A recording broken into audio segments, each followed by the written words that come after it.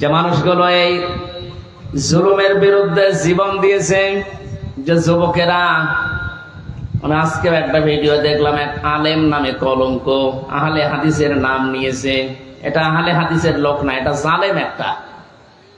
রফিকুল ইসলাম বিন কি জানো, হিমার ইবনে হিমার, হিমার ইবনে হিমার, এইরকম নাম ওদের।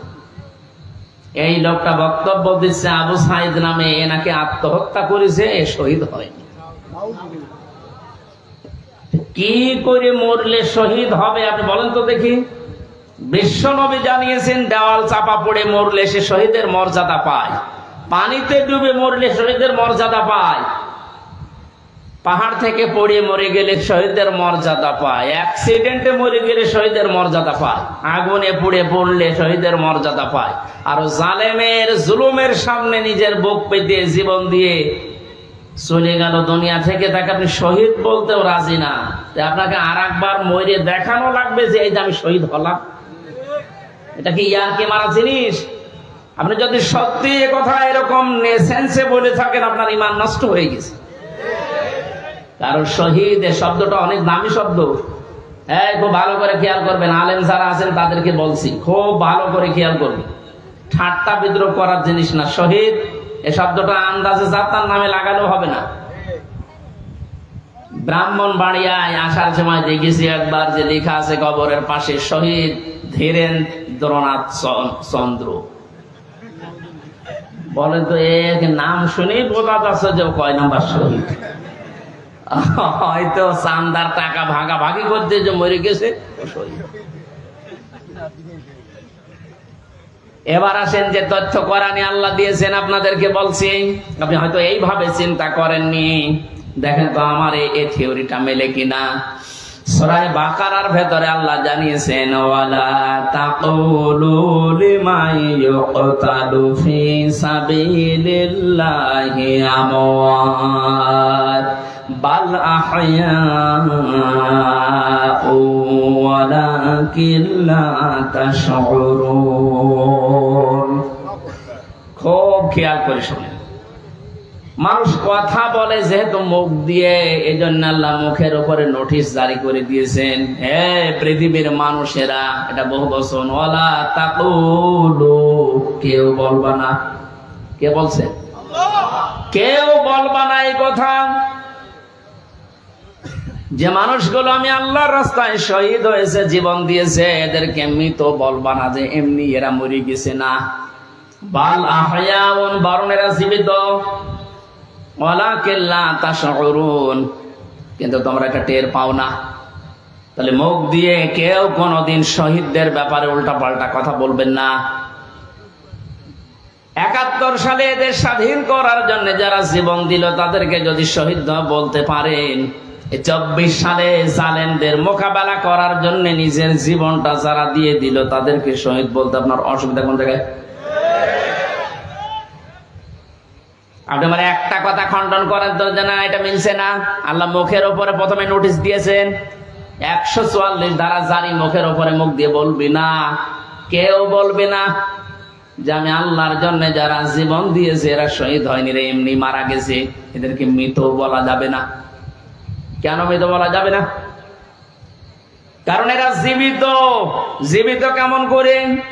সূরা আলে ইমরান ৪ নম্বর পারার ১১ নম্বর পৃষ্ঠার ৯ নম্বর লাইনে আজটি আছে, মানুষের মুখ দিয়ে কথা বলার পরে আর একটা ধারণা করার জায়গা আছে মানুষের, সেটার নাম অন্তর। ধারণা করে কি দিয়ে? বলেন বলেন।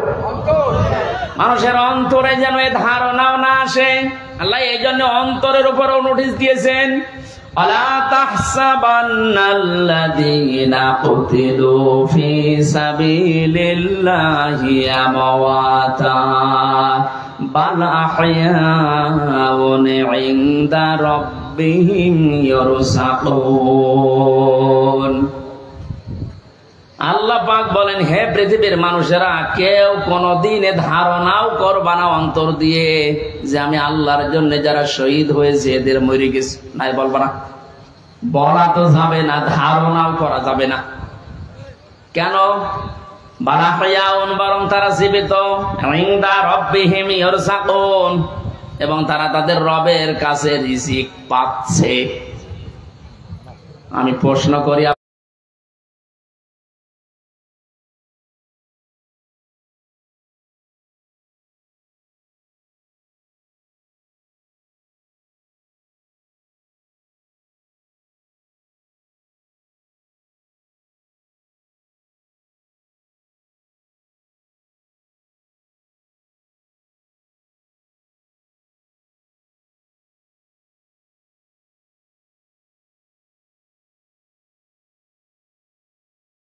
বাতাসে আবার কোরআনের কথা বলতে বিশ্বাস করে থাকে। এখন আরো দুইজন আছে, এরা ভেতরে নিয়ে ইনজেকশন পুশ করে লোকটাকে দুনিয়া থেকে শহীদ করে দিল। অনেক যদি অসুস্থ হবে, আপনি বাস্তবতায় টের পান না। কোন মানুষকে ওইভাবে অসুস্থ অবস্থায় হাসতে কোনদিন আপনি দেখেছেন? সুতরাং উনি মারা গিয়েছে কখনো না, আমি বিশ্বাসও করি না, কোনোদিন বলিও না। উনি শাহাদতের মর্যাদা পেয়েছেন কারণ সারা জীবন ওনার মোনাজাত ছিল আল্লাহুম্মা ইন্নী আসআলুকা শাহাদাতান ফি সাবিলিক। হে আল্লাহ, আমারে সাধারণ ভাবে মরণ দিও না, মরণ দিলে তুমি শাহাদতের মরণ দিও। বহু মানুষকে হাসপাতালে আমি এই জেলখানার গেট দিয়ে বের হয়ে যেতে দেখেছি, জেলের ভেতরেই হয়তো মারা গেছে, কিন্তু নিয়ে যে প্রচার করে যে উনি মারা গেছে চিকিৎসাধীন অবস্থায়, অথচ জেলের ভেতরে মরে যায় অনেকে। এই জন্য আমার প্রতিদিনের তাহাজ্জুদের নামাজের দোয়া এইটাই ছিল, আল্লাহ তুমি আমাকে এইভাবে সাধারণ মরণ দিও না। আল্লাহুম্মা ইন্নী আসআলুকা শাহাদাতান ফি সাবিলিক ওয়াজআল মাউতি ফি বালাদি রাসূলিক। হযরত ওমর এই দোয়া করতেন। এই প্রথম টোকা আমি মাঝে মাঝেই বলেছি, আল্লাহ তুমি যদি মরণ আমাকে দাও তো শাহাদতের মরণ দিও। কোরআনের পাখির সারা জীবনের মোনাজাত ছিল এইটা, আল্লাহ তুমি আমাকে শাহাদতের মরণ দিও। এই জন্য উনি শাহাদতই পেয়েছেন। শাহাদত যারা বরণ করিয়েছে তাদের শাহাদত এখন বরণ করানো লাগবে না। এরা তো আর শাহাদত পাবে না, কারণ জালেমদের ভাগ্যে আল্লাহ শাহাদতে শব্দ দেয়নি। আল্লাহু লা ইয়াহদিল কওমাস সালিমিন। আল্লাহ পাক বলেন জালেমদেরকে আমি আল্লাহ হেদায়েত দেই না, পথ দেখাই না। সুতরাং যারা জুলুম করে মানুষের জীবন নষ্ট করে দিয়েছেন, সে শাহাদতের মরণ পেয়ে জান্নাতের পাখি হয়ে উড়ে বেড়াচ্ছে, তা আপনি কি করলেন? আপনি তো হেদায়েত থেকে চিরবঞ্চিত হয়ে গেলেন। যার ইশারায় যা করেছিলেন এখন তো সব উলটপালট হয়ে যাচ্ছে। আজকে সাবেক অবৈধ আইন মন্ত্রী আনিসুল হকের বক্তব্য, আমি যা করেছি এতদিন সব করেছি হাসিনার কথা মতো। ঠেলা সামলাইবার শুধু এ না, এদেশে যত মানুষ অত্যাচার জুলুম নির্যাতন চালিয়েছে প্রত্যেককে যদি রিমান্ডে আমার সাথে যা করেছে ওইটুকু করে, ও সব সত্য কথা বলবে। মাটির নিচে নিয়েছিল, মাটির নিচে নিয়ে চোখ বাঁধা কালো কাপড় দিয়ে, পেছনে হাত বাঁধা। পেছনে যদি এমনি হাত বাঁধে, হ্যান্ডকাপ, ওটা এমনিতে হাত কেটে যায়। পেছনে হাত দিয়ে যদি উপরের দিকে টান টান করে রাখে 11 ঘন্টা, আপনি বলেন সত্য বলেন আর মিথ্যা বলেন, যা বলবে বাবা সব ঠিক আছে। এই জন্য আমি এখন দাবি জানাই, আমার মুখ দিয়ে যারা এরকম উল্টা পাল্টা কথা, আমি তো বলি নাই একটা 11 ঘন্টা দাঁড় করানোর পরও আমি বলি নাই 10 দিন রিমান্ড, আমি একটা কথাও না, আমি এগুলো করি নাই। আপনি আন্দাজে জোর করে বলাবেন। যে অবস্থায় আমাকে নিয়েছিল, আমার তো এখন মনে হচ্ছে ওই মানুষগুলোকে কাউন্টার টেররিজমে যে যার সন্তানগুলো ছিল, আলেমদেরকে যারা সবচাইতে বেশি কষ্ট দিয়েছে, এই মনিরুল, এই হারুন, আসাদুজ্জামান, আব্দুল মান্নান, আতিকুর রহমান, নাম ধরেই বলছে এগুলো মানুষ নামে কলঙ্ক। মানুষ হয়ে কষ্ট দিতে পারে আমি না দেখলে বিশ্বাস করতাম না। 10টা দিন গেছে আমার 10 বছরের মতো, ঘুম তো নেই। আন্দাজে কষ্ট আপনি কেন দিলেন? নিজেরাই মাঝে মাঝে বলা কওয়া করতে, হুজুর কিছু জানি না, আমরাও জানি। টিপ্পনি কাটতো, একে অন্যের সাথে হাসি তামাশা করতো। আমার নামাজ পর্যন্ত 4 ওয়াক্ত পড়তেই দেয়নি, যোহর আসর মাগরিব আমি ইশারা করি, কারণ আমি জানি না এখন দিন না রাত। এখনো পর্যন্ত জালেমদের পক্ষে যারা ছাপায় গেছেন, আমাদের কি দোষ আপনি এটা পাচ্ছেন না? কোন দোষ যদি দেশের জালেমদের নাও থাকে, শুধুমাত্র আয়না ঘরের বিচার করলো আপনার ফাঁসি হবে। আপনি জানেন আয়না ঘর কি? ব্যারিস্টার আজমি, ব্যারিস্টার আমান আজমি, আপনি কি জবাব দেবেন তার মা বাবার কাছে, তার স্ত্রীর কাছে, তার ছোট ছোট বাচ্চাদের কাছে কি জবাব দেবেন বলতে পারেন? পারবেন না। এরপরও আপনি মাইকে, এরপরও লাইভ করছেন যে আমার কি অপরাধ, আমি দেশ ত্যাগ করলাম, আমি তো এখনো খুঁজে পাই না। খুঁজে পাচ্ছেন না। কোন দোষ যদি আপনার না থাকে, সবচাইতে বড় দোষ আপনি আয়না ঘর বানিয়েছেন। এটার চাইতে মারাত্মক পৃথিবীতে কোন জুলুম আছে বলে আমি জানি না। একটা জীবিত মানুষকে এদিকে 1.5 হাত, এদিকে 1.5 হাত, ওর মাঝখানে পায়খানা। আমি যেখানে থাকতাম এর মাথার কাছে পায়খানা, এতটুকু জায়গা 24 ঘন্টা। আর খাবার যা দেয় মনে হচ্ছে 2-3 দিন আগের খাবার, পচা খাবার। খেলে খান, তার এক বাটির ভেতরে 4-5টা তরকারি দিয়ে দেয়, আবার ডাল দিয়ে দেয়, খান না খান না খান, আপনি মরে যান, ওদের কোনো অসুবিধা নেই। কারণ কেউ জানে না তো পৃথিবীতে আছে কিনা। এমন জায়গায় এমন ভয়ঙ্কর, এমনিতেই মানুষ হার্ট ফেল করে মরে যাবে। এই জন্য যারা টপ্ট বটন জড়িত এই জুলুমের সাথে, ওদের কোনো শাস্তি দেওয়ার দরকার নেই, শুধু এই ঘরের ভেতরে 10 দিন একটু আটকিয়ে রাখেন, এমনি মরে যাবে। আমাদের তাও সেনায় তো কোরআন ছিল, আমি কোরআন পড়তে পারতাম, ও শয়তানদের তো কোরআন নেই, ও এমনি টেনশন মরে যাবে। এখনো টের পাচ্ছে না যে আমি কি করেছি, এত যে আমার উপর জনগণ এত খেপলো, আপনি টের পাচ্ছেন না। জালেমরা জাহান্নামে যাবে, তার 1 নাম্বার কারণ এরা আল্লাহর মামলার আসামি। এটা আমি বানালাম। সূরা শুরার 42 নাম্বার আয়াতে আল্লাহ জানিয়ে দিয়েছেন, ইন্নামাস সাবিলু আলাল্লাযীনা ইয়াজলিমুনান নাস। অবশ্যই আমি আল্লাহ মামলা দেব তাদের বিরুদ্ধে যারা মানুষ হয়ে মানুষের উপরে জুলুম করছে। সুতরাং এই 15-17 বছর যারা জুলুম করেছেন, আপনি হামজার মামলার আসামি না হলেও আপনি আল্লাহর মামলার আসামি। সাধারণ মানুষ মামলা দিয়েছে দরবেশ বাবার নামে, আনিসুল হকের নামে সাধারণ মানুষ মামলা দিয়েছে, এক গরিব মানুষ। তারপরেও ওই বাংলাদেশে হাজার হাজার লক্ষ উকিল থাকার পরেও এই লোকটার পক্ষে কোনো উকিল এখনো দাঁড়ায়নি। আর আপনি তো সাধারণ মানুষের মামলার আসামি না, আপনি সরাসরি আল্লাহর মামলার আসামি।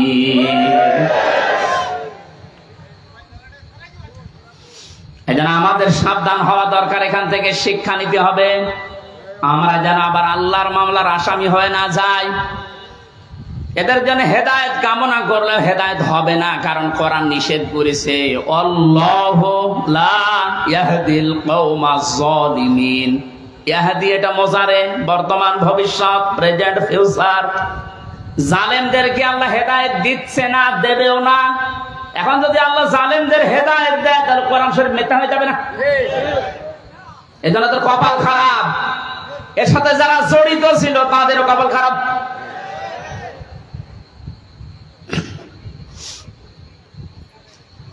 ফরিদপুরবাসী বড় ব্যথা নিয়ে কথা বলছি। এই জালেমদের জুলুমের কারণে আমার ছোট মেয়েটা আজ পর্যন্ত আমার চিনে না, আমার কাছেও আসতে চায় না, ভয় পায়। কি করেছিলাম, কোরআন হাদিসের কথাগুলো ওপেন ভাবে বলতাম, গোপন রাখতাম না, এইটাই আমার অপরাধ। এতটুকুর জন্য আপনি 3টা বছর আমার নষ্ট করবেন, আর এত কষ্ট আমার দেবেন। এটা ধরে নিয়েছে, বুঝিয়ে তো ছেড়ে দিলেই হয়েছে, এইভাবে বলতে নেই, আমি তো সংশোধন হয়ে যেতাম। ওর 8 মাস 9 মাস বয়সে আমি রেখে এসেছিলাম, 3 বছর পরে এখন ওর বয়স 4 বছর। এখনো পর্যন্ত স্বাভাবিক না, আমার কাছে আসতে চায় না, কেন আপনি কাজ করলেন? কি জবাব দেবেন বলেন তো? এই জন্য মাওলানা মামুনুল হক কথাটা বারবার আমাকে শোনাতেন, জালেমদের বেঈমানদের কোন জানাজা নেই, জানাজা মানে তাকে সাক্ষী দিয়ে আল্লাহর কাছে পৌঁছিয়ে দে যে ভালো ছিল, এই কথা বলা যাবে? এই জন্য আমরা সাবধান হচ্ছি, আপনাদেরকেও সাবধান করছি। এখনো জুলুমের পক্ষে যদি আপনি স্ট্যাটাস দিয়ে যান, জুলুমের পক্ষে ছাপাই গান, আপনিও জালেম, আপনিও চিহ্নিত, আপনি মারা গেলে আপনার জানাজা পড়া, কবরে দেওয়া জায়েজ নেই। কারণ আপনি এমনিতেও জাহান্নামে যাবেন, অমনিও জাহান্নামে যাবেন। জালেমের জন্য জান্নাত হারাম। কথা বলছেন এখানে? জালেমের জন্য জান্নাত হারাম, মানে জালেম হচ্ছে আল্লাহর মামলার আসামি। এটা ছোটখাটো বিষয় না, অনেক ওজনওয়ালা কথা আল্লাহর। আমরা অনেকেই মনে করি আল্লাহ কি দেখে না, ব্যারিস্টার আর মানে এই কষ্ট কি আল্লাহ দেখে না? হাওয়ালা তাহসাবান্নাল্লাহা গাফিলান আম্মা ইয়ামালুস সালিমুন ইন্নামা ইউআখিরুহুম লিয়াউমিন তাশখাসু ফীহিল আবসার। আল্লাহ পাক বলেন, হে নবী, আপনি কি মনে করেন যে জালেমদের সম্পর্কে আমি কোনো খোঁজ রাখি না? আমি সবচাইতে বেশি খবর রাখি জালেমদের ব্যাপারে। ওদেরকে আমি ছাড় দিয়েছি ওই দিন পর্যন্ত যেদিন চক্ষু উল্টিয়ে যাবে। আজ ঠিক তাই হচ্ছে। জালেমদের সাথে দেশের মানুষেরা এমন আচরণ করেছে, অনেকেই চোখ উল্টিয়ে আটকে উঠছে। হইল কি? বিশেষ করে ঝিনাইদহের কিরণ চেয়ারম্যান, ওরে পিটিয়ে মেরে জালেমকে গাছের সাথে না ওই পিলারের সাথে টাঙিয়ে মরার পর পিটিয়েছে। দুনিয়া আটকে উঠেছে যে হচ্ছে কি? আবু সাইদকে যে লোকটা সজ্ঞানে স্বেচ্ছায় গুলি করে হত্যা করেছিল, তার জনগণ পিটিয়ে ন্যাংটা করে টাঙিয়ে রেখেছে। উল্টো করে ইন্নামা ইউআখিরুহুম লিয়াউমিন তাশখাসু ফীহিল আবসার। আমার তো মনে হচ্ছে কোরআনের এই আয়াত এখন খাপের খাপ, মমতাজের বাপ সব মিলে যাচ্ছে। জালেমদেরকে আমি আর একটা স্মরণ করাচ্ছি, এখনো যারা জালেমদের পক্ষে কথা বলেন, যা জালেমদের পক্ষে যারা আছেন তারা সাবধান হন। কোন জালেম যদি টার্গেট নাই কোন জায়গায় পৌঁছাতে, আমার আল্লাহ বলেন ওকে আমি ছাড় দিতে দিতে এমন জায়গায় পৌঁছাই, ওই সফলতা পাওয়ার আগেই ওর তার আমি কেটে দেই। এটা তাফসীরে তাবারীর ভেতরে আছে, যদিও দুর্বল, তার জন্য শিক্ষার জন্য আমি বলছি। হযরত হুদ আলাইহিস সালাম দাওয়াতি কাজ করছিলেন, সবচেয়ে বেশি বাধা তাকে দিয়েছিল ওই জামানায় যে লোকটার নাম আমরা শুনি জান্নাত বানিয়েছিল, সাদ্দাত। যখন হযরত হুদ আলাইহিস সালাম দাওয়াত নিয়ে গেলেন, যে জান্নাতের কথা জাহান্নামের কথা তাকে শোনালেন, আল্লাহর নাফরমান বান্দা ডাক দিয়ে বলে, তুমি আল্লাহর নবী দাবি করো, তোমার আল্লাহর জান্নাত আমার লাগবে না, আমি নিজে জান্নাত বানাবো, তুমি শুধু জান্নাতের আইটেম গুলো বলো যে কি কি পাওয়া যাবে। হযরত হুদ নবীর কাছে সব শুনলেন যে স্বর্ণের ইট হবে, রূপার ইট হবে, বিশাল সাম্রাজ্য তার, যেখানে যত স্বর্ণ পাওয়া যায়, রূপা পাওয়া যায়, সবগুলো পেয়াদাদেরকে দিয়ে জোগাড় করেছে এক জায়গায়। 22,000 শ্রমিক কাজে লাগিয়েছে। 20 বছর ধরে ধরে জান্নাত মনের মতো করে বানাচ্ছে। হযরত হুদ আলাইহিস সালাম যা যা বলেছিলেন একেবারে ওইভাবে হুবহু বানানোর চেষ্টায় আছে। স্বর্ণের ইট তৈরি করার জন্য তো সোনা লাগবে, যেখানে যা পাওয়া যায় সব নিয়েছে। মুফাসসির লিখেছেন, আল্লাহর এক বান্দি বিধবা, বিয়ে হওয়ার পরে স্বামী মারা গেছে, মা বাবা নেই, এতিম। এই মেয়েটার স্বর্ণ ধরে যখন টান দিয়েছে, মেয়েটা তখন মাটিতে গড়াগড়ি দিয়ে কান্নাকাটি করেছিল যে আল্লাহ, আমি একেবারে নিঃস্ব মানুষ, আমার স্বামী নেই, মা বাবা নেই, আমার শেষ সম্বলটুকু কেড়ে নিয়ে যে জালেম তার স্বপ্ন পূরণ করার জন্য ইচ্ছা পোষণ করেছে, তার এই স্বপ্নের জান্নাতে তুমি তাকে পৌঁছাতে দিও না। এই দোয়াটা করেছিল ওই বিধবা, ওই মজলুম মহিলা। আল্লাহ রাব্বুল আলামিন বলেন পৃথিবীতে 3 জনের দোয়া সঙ্গে সঙ্গে কবুল হয়ে যায়, কোনো পর্দা থাকে না, তার ভেতরে একজন মাজলুম। এ যদি সত্যি মন থেকে কিছু বলে, আল্লাহ পাক ওটার সঙ্গে সঙ্গে আরো সে তুলে নেয়। এটার প্রমাণ এ হারুন। আমি রিমান্ডে থাকাকালীন জেলখানায় ছিলাম প্রথম 2 মাস ওই ছোট হুজুরের সাথে, যে রফিকুল ইসলাম মাদানি। আমার রাতের বেলা কেঁদে কেঁদে বলতো, রিমান্ডে নিয়ে আমার ওই যে কি ঢাকার হাতির ঝিল, তারা 12:30টা 1টার দিকে ওখানে নিয়ে গিয়ে সম্পূর্ণ উলঙ্গ করে আমার ছবি তুলে হাতের ভেতরে সিগারেট লাগিয়ে বলতো, খান, আমরা ছবি তুলবো, এইটা ছেড়ে দিয়ে জনগণকে জানাবো যে হুজুর এরকম 2 নাম্বার। আজকে দেখলাম বলছিল যে আমি ওই দিনই আল্লাহর কাছে ওই মাজলুম অবস্থায় আকাশের দিকে তাকিয়ে দোয়া করেছিলাম, মাবুদ, জীবনে যদি কিছুই তোমার দরবারে ভালো না লাগে, কবুল না হয়, আজকের যে দৃশ্য, আমার শরীরে 1 টুকরা পোশাকও নেই, তুমি দেখতে পাচ্ছ। আমি একটা যুবক মানুষ, আমার অনেকে মনে করি ছোট মানুষ, পিসকি মানুষ না, ওর বয়স এখন 27-30 বছর, কারণ ওই সময় ছিল 27 জেলখানায় 3 বছর, 30 বছর বয়স। 30 বছর বয়সের মানুষ কি ছোট? কথা বলেন। দোয়া করেছিল, মাবুদ তুমি আমার এই দোয়াটা কবুল করো, মাজলুম অবস্থায় তুমি তো মোনাজাত ফেরত দাও না। এই হারুন, এই টিভি হারুনের কারণে আজ আমার এই অবস্থা। ও নাকি অর্ডার দিয়ে দিয়ে আমার এটা করাচ্ছে। জিজ্ঞাসা করেছে যে অফিসার করেছিল, এসআই স্যার আপনি সত্যি করে বলেন তো, আমার যে হাল করলেন, এ নাজেহাল অবস্থা, হারুন স্যার কি জানে? ওরা হাসি দিয়ে বলেছে, হারুন স্যার জানে মানে ওই করাচ্ছে। সঙ্গে সঙ্গে ওই সময় দোয়া করেছিল, মাবুদ তুমি ওকেও আমার মতো এরকম কিছু দেখায়ও। দেখিয়েছেন আল্লাহ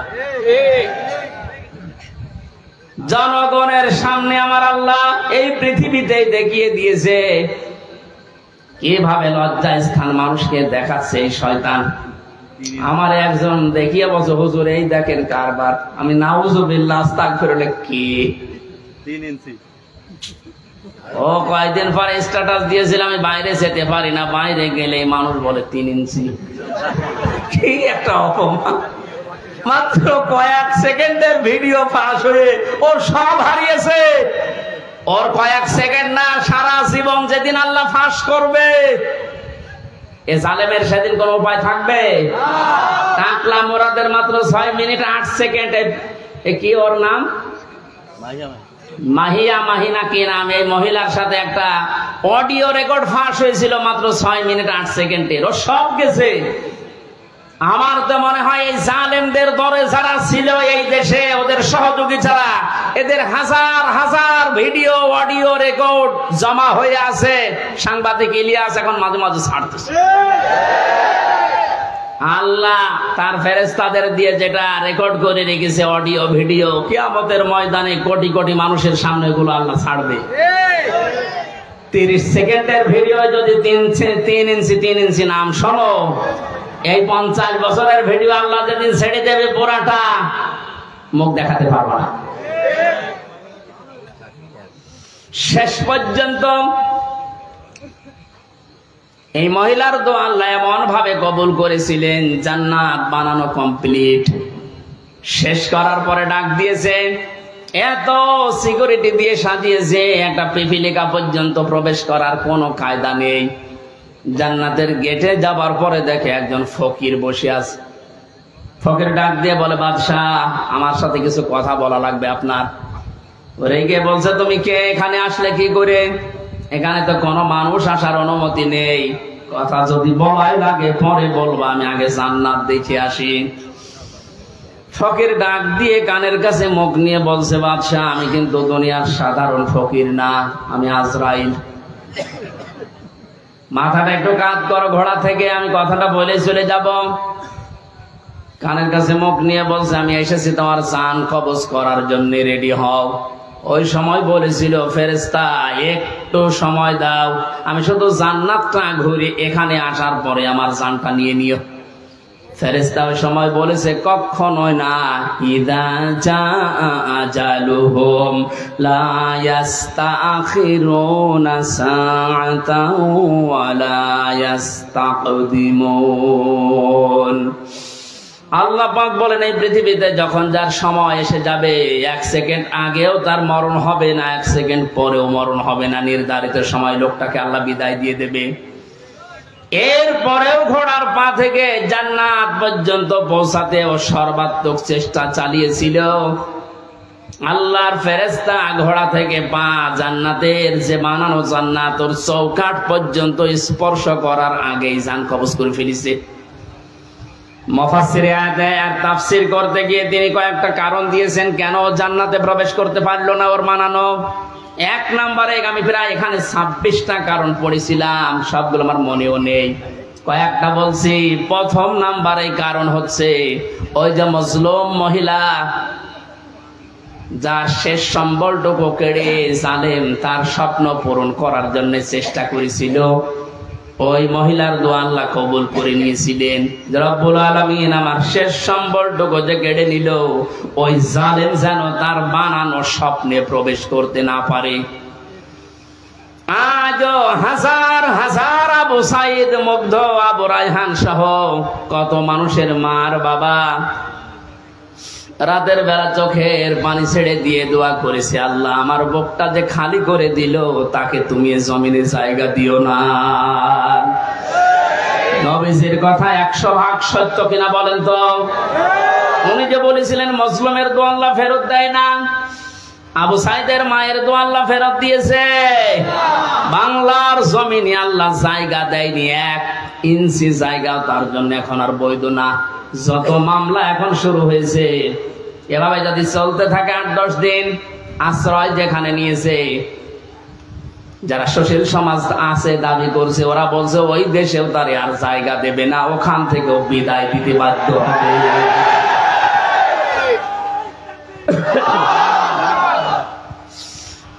আমার ফরিদপুরবাসী জালেমদের জন্য সব জায়গা আল্লাহ অবৈধ ঘোষণা দিয়েছেন, জালেমদের কোন জায়গা পৃথিবীতে নেই। কারণ সবচাইতে বেশি আল্লাহ খেয়াল করেন জালেমের জুলুমের দিকে। আল্লাহ এত বেশি রাগান্বিত হয়ে যায় জালেমের উপরে, না জানি ওকে 7 তবক আসমানের উপর থেকে ফেলে দিতে পারলে আল্লাহ ভালো লাগে। এই জন্য আমরা সাবধান হব, কোন জালেমের জানাজা কবরে দেওয়া এটা মেকি, এটা ভুয়া হবে। ওদের জন্য জানাজাও জায়েজ নেই, কবরে দেওয়া জায়েজ নেই। আল্লাহ আমাদেরকে উল্টাপাল্টা কথা যারা বলি, ধারণা করি অনেক আলেম পর্যন্ত এখন বিভিন্ন জায়গা থেকে টাকা খেয়ে কথা বলছে, আবু সাইদ মুগ্ধ এরা শহীদ হয়নি। অথচ শহীদদের ব্যাপারে কথা বলা, মুখে অন্তরে ধারণা করাও নিষেধ। এ ঘোষণা কার? আপনারা বানানো মনে হচ্ছে? সূরা বাকারা, সূরা আলে ইমরানের আয়াত দিয়ে আমি দলিল দিয়েছি, মুখ দিয়েও বলবেন না কোনোদিন, অন্তরে ধারণাও করবেন না। কারণ এদের মর্যাদা এত বেশি আল্লাহর দরবারে, যাকে থেকে আল্লাহ শাহাদতের মরণ দেয় না। কত মানুষ চেষ্টা চালাচ্ছে তারপরও মরতে পারে না। وَلِيَعْلَمَ اللَّهُ الَّذِينَ آمَنُوا وَيَتَّخِذَ مِنكُمْ شُهَدَاءَ وَاللَّهُ لَا يُحِبُّ الظَّالِمِينَ। সূরা আলে ইমরানের 140 নম্বর আয়াতের শেষের দিকে আছে, আল্লাহ রাব্বুল আলামিন বলেন, আমি যার জীবন যৌবন পছন্দ করি, ভালোবাসি, এই মানুষকে আমি আল্লাহ শাহাদতের মরণ দিয়ে ধন্য করি। জোরে বলেন সুবহানাল্লাহ। শহীদ আবু সাইদ সাধারণ মনে হচ্ছে না, ওই ইসলামী আন্দোলনের একজন কর্মী ছিল। তাই এখন কর্মী ছিল, এখন খোঁজ খবর নিয়ে যেটা দেখা যাচ্ছে, তার মানে জীবনে এমন কাজে আঞ্জাম দিয়েছে, রাতের বেলা তার তাহাজ্জুদের নামাজ, চোখের পানি আল্লাহর দরবারে মনে হয় মঞ্জুর হয়েছে। সাধারণ ভাবে মরণ দেয়নি, আল্লাহ শাহাদতের মরণ জালেমের সামনে আল্লাহ দিয়েছে। আয়াতের শেষের কথা ছিল আল্লাহু লা ইউহিব্বুজ জালিমিন, আল্লাহ জালেমদেরকে ভালোবাসছেন না, বাসবেনও না। জোরে বলেন নাউজুবিল্লাহ। এজন্য আহ্বান জানাচ্ছি, হাতে পায়ে ধরে বলছি, এখনো যারা জালেমদের পক্ষে আছেন সাফাই গান, নিজের পায়ে নিজে কোড়াল মারবেন না, ফিরে আসেন। জালেমদের কোন জায়গা কিয়ামত পর্যন্ত এ জমিনে আর হবে না। আল্লাহ আমাদেরকে জালেমদের বিষয়গুলো বোঝার তৌফিক দিন। দরুদ পড়ছি নবীজির উপরে সাল্লাল্লাহু আলাইহি ওয়াসাল্লাম। কোরআনে কারীম থেকে আমরা দুইটা সূরা পড়েছি, সূরা আলাম নাশরা এবং সূরা নাসর। আমরা তাফসীর আকারে কথা বলবো, যেহেতু এখানে লেখা আছে। আপনারা আছেন তো? বিজয় পেয়েছে অনেকেই মনে করছে কি না কি হনরে হনুমান হয়ে যাচ্ছেন না, কি করা লাগবে কোরআন থেকে শোনেন। জবান ছেড়ে কোরআনের আয়াতগুলো আগে একটু পড়েন। আউযু বিল্লাহি মিনাশ শাইতানির রাজীম, বিসমিল্লাহির রহমানির রহিম। ইযা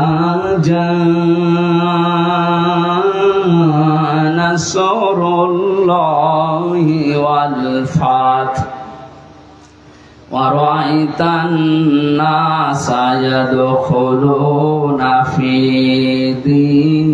দীনিল্লাহি আফওয়াজা ফাসাব্বিহ বিহামদি রাব্বিকা ওয়াস্তাগফির ইন্নাহু কানা তাওয়াবা। সাদাকাল্লাহুল আযীম। সূরা নসর। কি সূরা বলেন তো? কোরআনে 3 আয়াত বিশিষ্ট 3টা সূরা আছে, আসর, নসর আর কাউসার। আমরা অনেকে মনে করি সূরা কাউসারের 3 আয়াত আর বাকি আয়াতে না। 3টা সূরা 3 আয়াত বিশিষ্ট, আসর, নসর, কাউসার।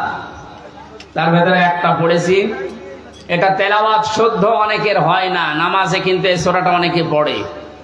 নুন সোয়াদ র, নাসর মানে সাহায্য, আর নুন সিন র, নাসর মানে ঈগল পাখি। এই জন্য তেলাওয়াত যখন করবেন সোয়াদ উচ্চারণটা মুখ গোল করা লাগে। আল্লাহ পাক জানিয়েছেন ইযা জা নাসরুল্লাহি ওয়াল ফাth, যখন আসবে আল্লাহর সাহায্য, হে নবী আপনি তখন বিজয় দেখতে পাবেন। 15 বছর বহু মজলুম দোয়া করেছে, জেলখানায় এখনো পর্যন্ত বহু মজলুম পড়ে আছে। বিশেষ করে মাওলানা জসিমউদ্দিন রহমানী সহ হাজারো আলেম এখনো পর্যন্ত জেলখানায় আছে। এই জালেমের জুলুমে জীবনটা তাদের শেষ হয়ে গেছে। কোরআনের এই অনুষ্ঠান থেকে এই মাজলুমদের মুক্তির দাবি করছি, বলেন আমিন। মজলুমের পক্ষে যেহেতু আমার আল্লাহ আছেন, ইব্রাহিম নবী মজলুম থাকার কারণে যারা তার পক্ষে ছিল তাদেরই দাম আল্লাহ বাড়িয়ে দিয়েছিলেন। একটা ব্যাঙের প্রসাব পর্যন্ত আল্লাহ পাক বানিয়ে দিয়েছেন হযরত ইব্রাহিমের পক্ষে থাকার কারণে। আজ হাজার হাজার মুসলিম মানুষে যে বিডিআর, আমি 900-র উপরে বিডিআর পেয়েছিলাম। আমার উপর তলায় যারা থাকতো অধিকাংশ বিডিআর মামলা কিচ্ছু জানে না, 14 বছর জেল খাটতেছে। বিশেষ করে মুন্সিগঞ্জের কয়েকজন আর পঞ্চগড়ের এক মুরব্বী, এত ভালো মানুষ আমার জীবনে জেলখানায় আমি পাইনি। ওরা কোরআন শরীফ মাথায় নিয়ে, হাতে নিয়ে, বুকে নিয়ে বলতো, হুজুর আমি কিচ্ছু জানি না, আর 1 বছর পরে রিটায়ার্ড হয়ে যাব, শান্তিতে আছি। কি জানো কি হয়ে গেল আমার, এই যে বেকার ধরে 14 বছর আটকে রেখেছি। এখন যিনি দায়িত্বে আছেন, স্বরাষ্ট্র উপদেষ্টার দায়িত্ব পেয়েছেন জাহাঙ্গীর আলম, এ লোকটা কিন্তু ওই বিষয়গুলো সব তার নখদর্পণে আছে। এবার জালেমরা টের পাবে। ধোঁকা দিয়ে, বোকা বানিয়ে, মানুষের চোখে ধুলো দিয়ে বহু চিটারি বাটপারি করেছেন, এখন আর ছাড় নেই। আমরা এখান থেকে আহ্বান জানাচ্ছি, যারা দায়িত্বে আছেন বিচার ব্যবস্থায়, বিচার বিভাগে, খুব তাড়াতাড়ি এই বিডিআর মামলায় যারা আছে, বিনা কারণে যারা বছরের পর 14 বছর জেলখানায় আছে, কিচ্ছু জানে না, ওদেরকে আমার মনে হয় শাস্তি দিলেও খুব বেশি হলো 7 বছর দেওয়া যেত। ওরা বলতো, হুজুর আমরা যদি অপরাধ করিও থাকি, বিদ্রোহ করে থাকি, আমাদের 7 বছর জেল হয়, অথচ বিনা কারণে 14 বছর আমি জেলে। এত বড় জুলুম আর সহ্য করা হবে না। যারা দায়িত্বে আছেন আহ্বান জানায় বাংলার লক্ষ লক্ষ তাওহীদি জনতা নিয়ে এই নিরপরাধ মানুষদেরকে বিনা বিচারে বিনা হিসাবে ছেড়ে দেওয়া লাগবে। কোন অপরাধ নেই, এদের একজনের রাগের ফসল এগুলো, প্রতিহিংসার ফসল। এই মানুষগুলো সত্যি ভালো মানুষ আমার দৃষ্টিতে, আমি যা দেখেছিলাম এদের জীবন চরিত্র, নামাজ রোজা এবং আল্লাহর যে ঈমান, আল্লাহর প্রতি তাদের এই কথাগুলো বাস্তবে আমি দেখে এসেছি। এই কারণে বলছি, যারা বিডিআর হত্যা মামলার নাম নিয়ে, পিলখানার নাম নিয়ে এই নিরপরাধ মানুষকে অপরাধ করে থাকলে আপনি প্রমাণ পেলে তার বিচার করেন, কিন্তু নিরপরাধ যারা বিচার হওয়ার পরও যারা 7 বছর জেল হওয়ার কথা, 14 বছর কোন কারণে একটা মানুষের মুখ রাখতে গিয়ে আপনি তারা জেলখানা রাখবেন? এখানে দায়িত্বে যারা আছেন এই বিচার ব্যবস্থা একটু তাড়াতাড়ি কাজ করে তাদের ছেড়ে দেওয়া হোক। অন্তত জীবনের শেষ কয়েকটা দিন স্ত্রী পুত্র সন্তান আদি নিয়ে দুনিয়া একটু কাটিয়ে থাক। পঞ্চগড়ের এই মুরব্বীটা কি নাম যেন, আব্দুল মতিন না কি নাম,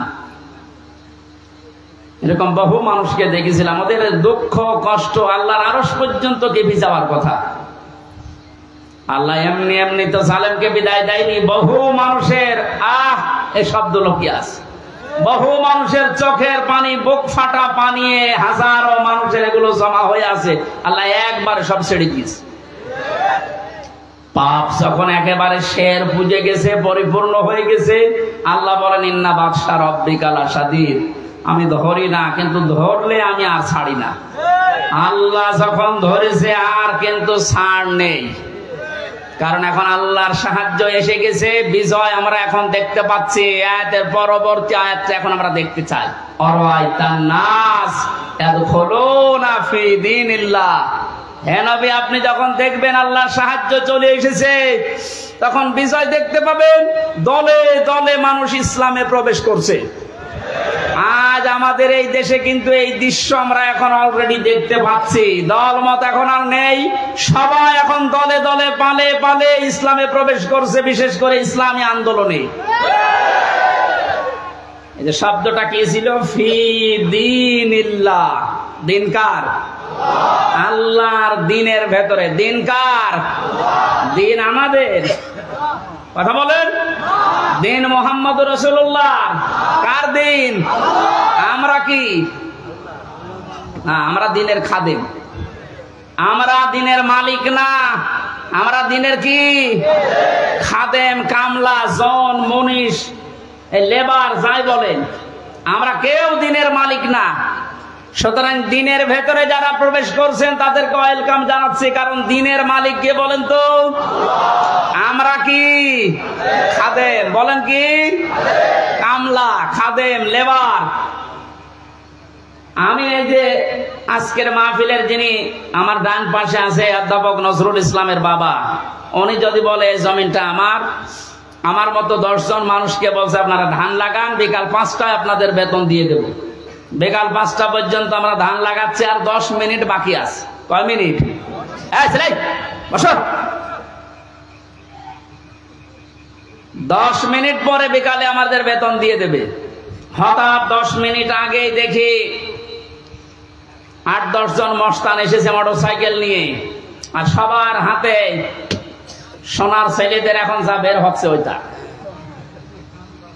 বিভিন্ন বিশ্ববিদ্যালয়, কলেজ এবং বিভিন্ন জায়গা থেকে সোনার ছেলেরা যা ব্যবহার করতো, এটা এখন বের হচ্ছে না।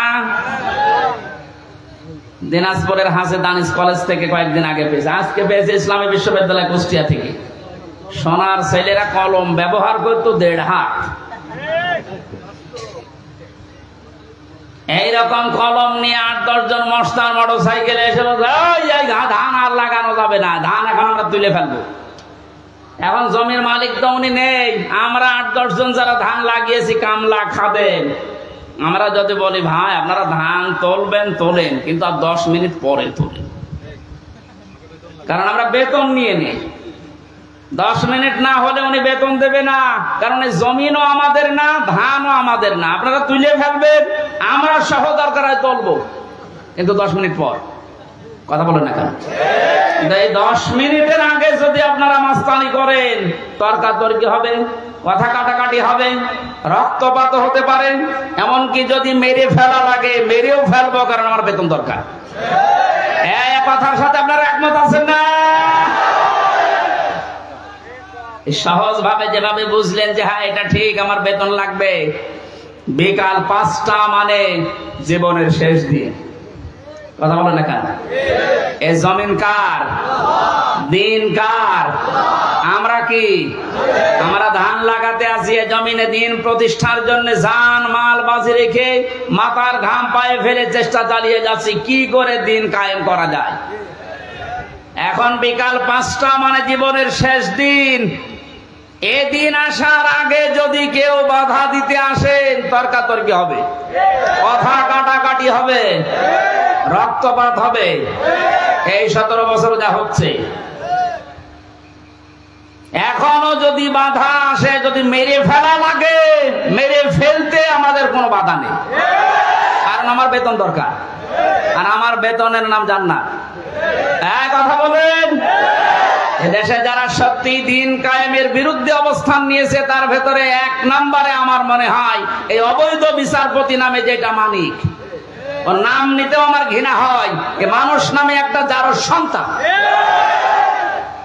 কে বলেছে ওটার মানুষ? ও কথা বললে ইসলামের বিরুদ্ধে বলে।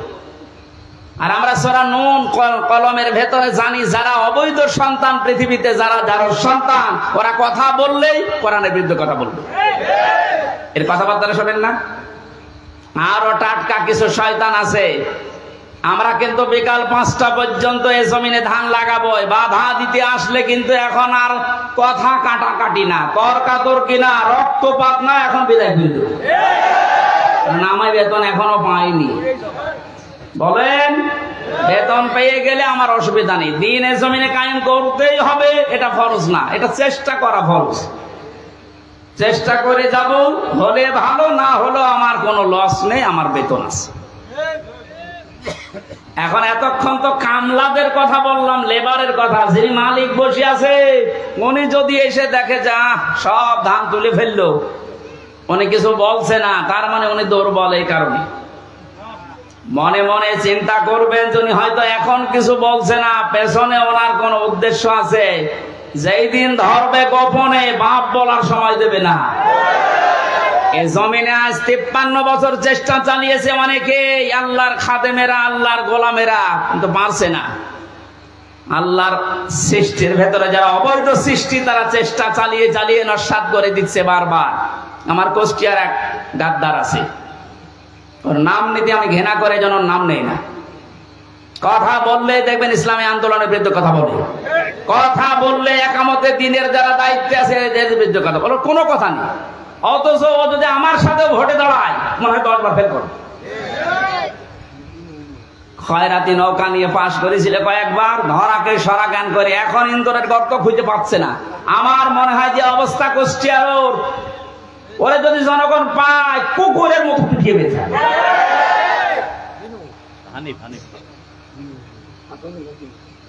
না। নুনু নাম আমি নিই না, নাম দেখো কি হক ননু দিয়েছে। শয়তান শয়তানি করার জায়গা পায় না। আর একজন বরিশালের আছে। এবার আর একটা শয়তান, কি মনন না কি নাম যেন, মনন না মেনন, মাত্র 4 দিন আগে এদের স্বাধীন হওয়ার, এই 5 তারিখে স্বাধীন হলো না, 4 দিন আগে শয়তানগুলো উঠে পড়ে লেগেছিল একটা জনগণের সেন্টিমেন্ট অন্যদিকে নজর ঘুরিয়ে দিতে, যে এদেশের ইসলামপন্থী যারা, তাদেরকে নিষিদ্ধ করে দাও। আল্লাহ চিরতরে ওদের নিষিদ্ধ করে দিয়েছে, যেন যুগে যুগে যারা জালেম আসবে তারা যেন শিক্ষা নেয়। ফেরাউনকে আল্লাহ এমনি সটকি দিয়ে রাখে নাই। আল্লাহ বলেন ওকে সটকি দিয়ে রাখলাম এই কারণে, যুগে যুগে যারা স্বৈরাচার আসবে তারা যেন ওর লাশ দেখে শিক্ষা নেয়। সুতরাং আজও যারা জালেম, তাদের অবস্থান এই 5 তারিখের পর থেকে যা হয়েছে, এখনো যদি আপনার পরিবর্তন না আসে, শিক্ষা না নেন, আমার মনে হয় আজরাইল আসার আগে আপনারা পরিবর্তন নেই। সুতরাং আমাদের মালিক যিনি, উনি তো জমির মালিক ছিলেন। আমাদের এই জমিনের মালিক কে বলেন তো? উনি এখনো আছে না নেই? আমরা তো কামলাদেরই এই অবস্থা, খাদেমদের এই অবস্থা। যিনি মালিক আছে উনি কিন্তু দেখছে যে 53 বছরে আমার জমিনে দিন কায়েম হতে দিল না কারা। হয়তো উনি সরাসরি কিছু বলছে না, গোপনে যেদিন ধরবে না বাপ বলারও সময় পাবেন না। দাড়ি কেটে পালাতে গিয়ে পালাতে পারে না। এতে কত বড় শয়তান! আমি তো মাঝে মাঝে ওর দিকে এখন তাকিয়ে বলছি, আল্লাহ এই শয়তান আমি তো দেখিনি, যদি দেখতাম নমরের দিকে মনে হচ্ছে শয়তান, যদি দেখতাম এরকম হতো। নাম নিয়ে সব দরবেশ বাবা। দরবেশই যদি এই হয় তাহলে যেগুলো ক্লিন সেভ ওগুলো চরিত্র কত খারাপ আপনি বলেন। দরবেশই যদি এই করে, ওর দাড়ি কাটার পরে চিহ্ন দেখে মনে হচ্ছে একটা নমো না, কে যেন ডিম মেরেছিল। ডিম না, ওরা আরো কিছু মারা দরকার। ওর ডিম ওই জায়গায় না, বিভিন্ন জায়গায় ডিম দেওয়া দরকার। ওই শয়তানরা আমরা যখন আলেমদেরকে, বিশেষ করে মাওলানা মামুনুল হক, মাওলানা সাকাওয়াত হোসেন রাজি, আমির হামজা, এই রফিকুল ইসলাম মাদানী, হারুন ইসহারি, আলেমদেরকে যখন এই দড়ি বেঁধে, মাথায় দড়ি দিত, হাতে হ্যান্ডকাপ দিত, পায়ে ডান্ডা বেড়ি দিত, এগুলো দিয়ে যখন আদালতে চলতো, ওরা ওই পাশ থেকে টিপ্পনি কাট, ঠিকই হচ্ছে। এখন ডিম খাও, আমরাও এখন বলবো যে ঠিকই হচ্ছে।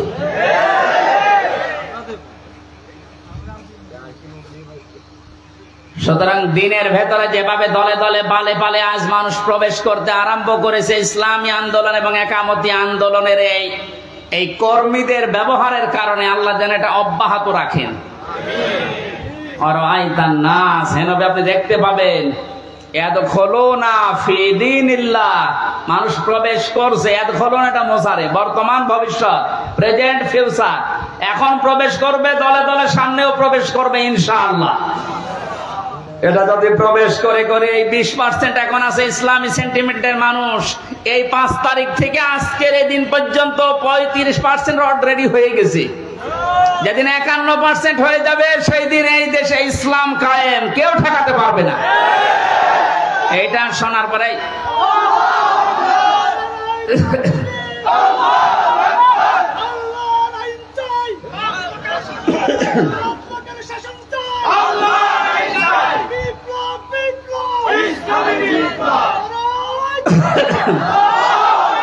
এই দৃশ্য দেখে অনেক জালেমের এখন গাত্রদাহ কিন্তু অলরেডি আরম্ভ হয়ে গেছে। ওরা তলে তলে ষড়যন্ত্র করছে, না অন্য কেউ আসুক, ইসলাম যেন দেশে না আসে। কিন্তু বাংলার জনগণ যেভাবে জুলুমের শিকার হয়েছিল, এরা কিন্তু অলরেডি বুঝে ফেলেছে যে ইসলাম ছাড়া মুক্তির আর কোনো পথ আমাদের নেই। ইসলামের হাতে যদি দেশটা তুলে দেওয়া যায়, যার যে অধিকার, যে ধর্মের লোক হোক, তার অধিকার সে ফিরে পাবে। এক কথা বলেন না কেন? অতীতের ইতিহাসগুলো আমরা পড়েছি, দেখেছি, এইটা পেয়েছি, এটা আমরা সামনেও দেখতে চাই। কারণ এই 53 বছর বিভিন্ন মানুষ এই দেশটা চালিয়েছে, আমরা দেখলাম। কথা বলেন না কেন? বাবা চালিয়েছিল, স্বামী চালিয়েছে, কারো কারো চাচাও চালিয়েছে, বউ চালিয়েছিল, ভাবি চালিয়েছিল। এখন শুধু দেখতে বাকি আছে যে এই কোরআন দিয়ে দেশ চললে কেমন দেখা যায়।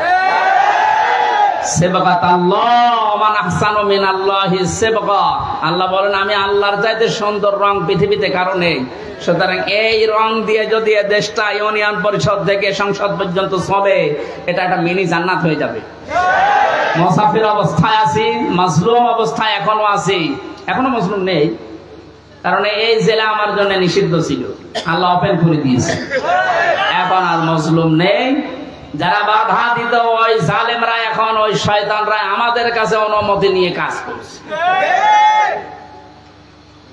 কুষ্টিয়া সহ বাংলাদেশের 64 জেলাতে ইসলাম পন্থীদেরকে আজ যারা জালেমের সহযোগী ছিল, তারা ডাক দিয়ে দিয়ে বলছে, হুজুর কি করা লাগবে বলে। কেন 2 দিন আগে যে উল্টাপাল্টা কথা বলতে আল্লাহর ভোগ ধরতো, এইটাও আমি পেয়েছি, অথচ মুসলমান। আমি কয়েকজনের নাম বললে বলতে পারতাম। আমার মামলা আছে আয়ু, এই লোকটার বাড়ি মাদারীপুরে, আসলেই ও মাদারি। এই শয়তানটা আল্লাহর ভোগ ধরতো, বলতো আল্লাহর এই কাজ করা ঠিক হয়নি। ওর ইমান আছে? আর ও মরে গেলে ওর জানাজা কিসের, ওর কবরে কিসের, ওর পুড়িয়ে ফেলা লাগবে। ওর নাম মিজানুর রহমান, তাতে কি? নাম তো সুন্দর নাম নিয়েছে, অথচ কাজ পুরা উল্টা। আমি আমারটা বলছি কারণ আমারটা আমি ভালো জানি। আমারে ধরার পরে আমার বাবার কাছে বলেছে 10 লাখ টাকা দেন, নাই তো মামলা দেবো 50টা। মনে হচ্ছে মামলাও বানাবে। কি বিচার চলছিল দেখেন তো। আর প্রতিদিন টিভির সামনে শয়তান বসে বসে বলতো আমি ন্যায় বিচার কায়েম করছি। কিসের ন্যায় বিচার? আমার একটা ঠুনকো মামলা, মানে মুরগি চুরিও না, মূল্য চুরিও না। মুরগি চুরি মুরগি চুরি করলো সর্বোচ্চ 3 মাস জেল হয়। কয় মাস? আর আমার এই ঠুনকো মামলা দিয়ে সিএমএম কোর্ট, জজ কোর্ট, হাইকোর্ট সহ 30 বার মামলা তোলে, 33 বার মামলা তোলে, না জামিন নেই। ওপরওয়ালার নিষেধ, মনে হচ্ছে যে আল্লাহ নিষেধ করেছে। হাইকোর্টের একটা বিচারপতি যদি বলে আমার কিচ্ছু করার নেই, তোর ওই চেয়ারে বসার সাথে ভ্যান চালানো ভালো না? এরকম অবস্থায় বানিয়ে রেখেছিল প্রত্যেকটি জায়গায়, আর সব মুখ খুলছে। অবৈধ আইন মন্ত্রী যেমন পেছনে ডিম দেওয়ার কারণে মুখ খুলে ফেলিস যে আমি কিচ্ছু করি না, সব হাসিনা করতে বলিস, সব এর মুখ খুলবে। আয়না ঘরের যিনি দায়িত্ব ছিল এই শয়তানটা জিয়াউল হাসান, এর এখন ওই জায়গায় রাখা দরকার। ওর বউ, ছেলে, মেয়ে, স্ত্রী, পুত্র সব আলাদা রেখে, ব্যারিস্টার আরমানকে তো 8 বছর রেখেছিল, ওরা 8 দিন রেখে দেখেন এমনি পাগল হয়ে যাবে। আর ও বলে আমি কি করেছি যে আমার এত কষ্ট দিচ্ছি? কি করেছি তুমি টের পাচ্ছ না? তুমি শুধু ফরিদপুরের এই 4 রাস্তার মোড়ে আসো, কি করেছি তোমার দেখাচ্ছি। খেলা হবে, খেলা হবে, সে খেলা পালিস। এই কথাটা বলার কারণ হচ্ছে অনেকে এখনো ষড়যন্ত্র করবে। সে জানছে যে এভাবে 20% ইসলামী মানুষ ছিল এই দেশে, 96% যদিও মুসলমান, কিন্তু ইসলাম কায়েম করা লাগবে এরকম পক্ষে ছিল মাত্র 100 জনের 20 জন। এই 5 তারিখ থেকে আজকের এই দিন পর্যন্ত জরিপ বেরিয়েছে 35 জন হয়ে গেছে। যদি আর একটু এভাবে যেতে যেতে 51 ভাগ হয়ে যায়, এ দেশে ইসলাম কায়েম ঠেকাবে কার বাবার শক্তি আছে? এখন জালেমরা এই কথা, এই দৃশ্য দেখে বসে থাকবে? ওরাও চেষ্টা চালাচ্ছে, চেষ্টা চালিয়েও ব্যর্থ হচ্ছে বারবার। এখন আবার হিন্দুদের লাগিয়েছে, পারবে না, কোনো চেষ্টা সফল হবে না। কারণ এ দেশের বিজয় আল্লাহ। শুধু ছাত্রদের নাম বলছি, শুধু ছাত্রদের না, হাজার হাজার মজলুমের চোখের পানি এই বিদায়ের পেছনে লুকিয়ে আছে। আল্লাহ তুমি যেহেতু ঘোষণায় দিয়েছো যে ফিদিনিল্লাহি আফওয়াজা, দলে দলে মানুষ প্রবেশ করবে, তোমার সাহায্য যখন এসেছে, বিজয় যখন আমরা দেখতেই পেলাম, অন্তত দলে দলে তোমার বান্দাদেরকে ইসলামে তুমি প্রবেশ করাও। ফাসাব্বিহ বিহামদি রাব্বিকা ওয়াস্তাগফির। আল্লাহ বলেন এখন তোমাদের কাজ কি হবে? যখন দেখবে যে দলে দলে মানুষ প্রবেশ করছে, তখন কাজ হবে আল্লাহর হামদ করা, প্রশংসা করা। হামদ কি? আজ এই হামদ শব্দটা নিয়ে ভেজাল আছে। বাংলাদেশ, ভারত, পাকিস্তানের বিভিন্ন জায়গায় আল্লাহর হামদের নামে যত রকমের শিরিক বেদাত হচ্ছে, এর নাম হামদ না। জিকির একটা প্রশংসা না? হামদ না? এই হামদকে নিয়ে আজ হাজারো মানুষ শিরিক বেদাতের ভেতরে লিপ্ত হয়ে গেছে, এ জেলাতেও আছে। সুতরাং আপনাদেরকে আমরা আহ্বান জানাবো, আল্লাহর হামদ যেভাবে করা লাগে প্রশংসা, ঠিক ওইভাবে করেন। আল্লাহর আইন প্রশংসা করা, এটা আল্লাহর সবচাইতে বড় হামদ। কথা বলুন। এর ভেতরে 500 আইন আছে। কয়টা? এটা যদি এদেশে প্রতিষ্ঠিত হয়ে যায়, আল্লাহর হামদ তখন কার্যকর হবে। আস্তাগফির, ইস্তেগফার করা লাগবে। ইস্তেগফার আর তাওবা এক জিনিস নয়। কেউ যদি সব সময় শুধু আস্তাগফিরুল্লাহ আস্তাগফিরুল্লাহ আস্তাগফিরুল্লাহ পড়তে পারে, তাহলে তার টেনশন আল্লাহ নিজের থেকে দূর করে দেয়। এই আমলটা আমি সহ যারা এসেছি জারি রাখবো, সব সময় যেখানে থাকবেন সব সময় আস্তাগফিরুল্লাহ আস্তাগফিরুল্লাহ মনে মনে জোরে জোরে পড়েন। আর তাওবা এটা আলাদা জিনিস। তাওবা যদি সত্যি কেউ করে, ওর পেছনের অপরাধ আল্লাহ শুধু মাফ করে না, পুরা জায়গাটা আল্লাহ ফাঁকা করে দিয়ে নেকি দিয়ে ভরাট করে দেয়। এই জন্য ইন্নাহু কানা তাওয়াবা, অবশ্যই আল্লাহ তাওবা কবুলকারী। আমরা এই বিজয় পেয়ে, এই সাহায্য পেয়ে আমরা যেন উচ্ছৃঙ্খল হয়ে না যাই। আমাদের বাংলাদেশ জামাত ইসলামী কেন্দ্রীয় আমির যিনি আছেন ডাক্তার শফিকুর রহমান, ওনার পক্ষ থেকে আহ্বান জানিয়েছে 5 আগস্ট স্বাধীনতা আন্দোলনে যেসব ছাত্র জনতা এবং ভাইয়েরা বোনেরা শহীদ হয়েছেন, তারা এখনো হাজার হাজার অসুস্থ হয়ে পড়ে আছে। কুষ্টিয়ায় 5 তারিখে 14 জন শহীদ হয়েছে, প্রায় 100-র উপরে আহত হয়ে হাসপাতালে, কারো লজ্জার স্থান নেই। আমি গিয়েছিলাম হাসপাতালে দেখার জন্য, একজন আমাকে তার মা বলছে আমার ছেলের লজ্জার স্থান উঠে চলে গেছে। এই জায়গায় গুলি ঠেকিয়ে মেরেছে, এই গোপালগঞ্জে বাড়ি, সাহেব আলী নাম, দারোগা।